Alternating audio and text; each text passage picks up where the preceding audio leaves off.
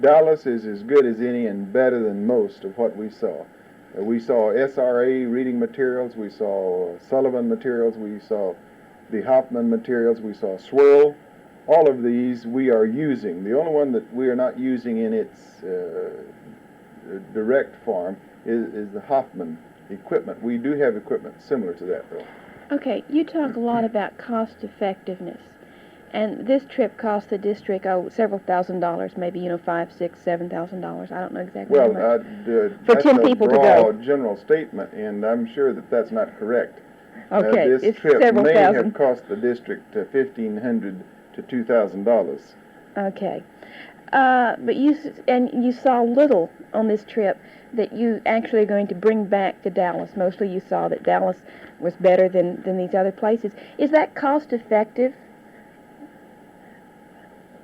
I think the gain for school board members, for central staff members, for leadership personnel among our teachers and our principals, and also orientation for the press made this kind of trip extremely valuable and very important. And I would want to plan a similar trip in November when we go to Minneapolis for the Council of Great City Schools. In fact, I'm looking forward to it and already planning some side trips, particularly as it relates to inner city.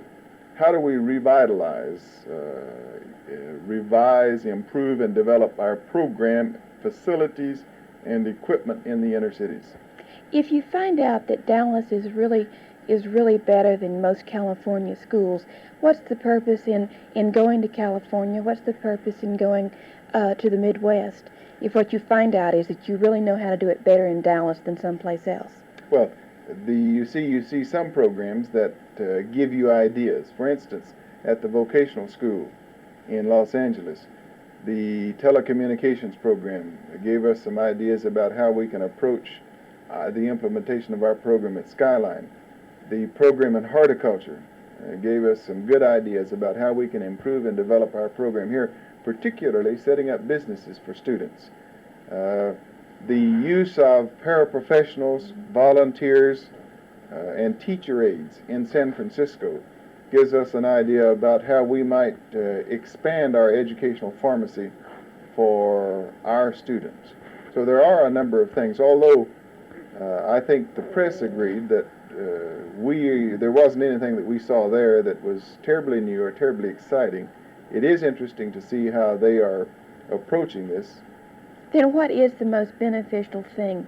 Is it of a trip like this? Is it board members and staff getting together and talking, or what?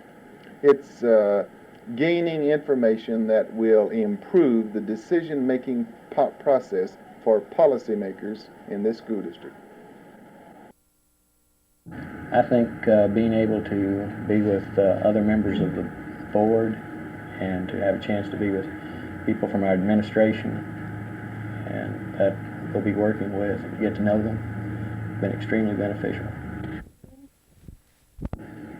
I think that the camaraderie of the press, of the classroom teachers, of the administrators, superintendent, and new board members, and Mrs. Bromberg, Dr. Berkeley has been wonderful. What is so special about the camaraderie? Why do you need a trip out of town to do something like this? Well, I think that that's true of any out-of-town trip with anybody. I think it draws you closer together. If you're at home, there's distractions, but whenever you get away, it's always a better opportunity. Well, I think it reinforces my ideas that problems in schools are not unique these days, that all schools are facing a financial crisis. And if I think I've heard anything repeated 100 times, it's that we have no money. We have one reading specialist in the Los Angeles schools. We're having to eliminate teachers and programs. If a federal program is no longer funded, the community refuses to fund it. Money seems to be the crisis all through the country, and every time we leave Dallas, we hear this more and more.